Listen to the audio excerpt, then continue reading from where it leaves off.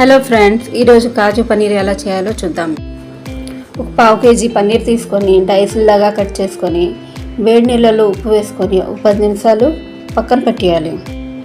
ఇప్పుడు ఒక ప్యాన్లో జీలకర్ర, ఒక లవంగ, ఒక ఇలాచి, ఒక పెద్ద ఇలాచి, ఒక దాల్చిన చెక్క వేసుకొని దోరగా వేయించుకొని ఉల్లిపాయ ముక్కలు, పచ్చిమిర్చి ముక్కలు కూడా వేసుకొని బాగా వేయించుకొని ఒక 10 జీడిపప్పులాగా వేసుకొని వేయించుకోవాలి.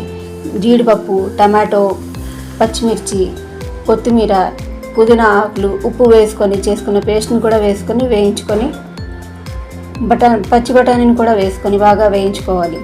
ఇప్పుడు అందులో పసుపు, కారం, జీలకర్ర పొడి, ధనియాల పొడి కూడా వేసుకొని వేయించుకోవాలి. ఉప్పు ముందే పేస్ట్లో వేసుకున్నాం కాబట్టి వేసుకోలేదు. ఇప్పుడు దీన్ని కూడా బాగా వేగాక కొంచెం వాటర్ వేసుకొని ఉడికించుకొని కట్ చేసుకుని పెట్టుకున్న పన్నీర్ ముక్కలను కూడా వేసుకొని ఉడికించుకోవాలి.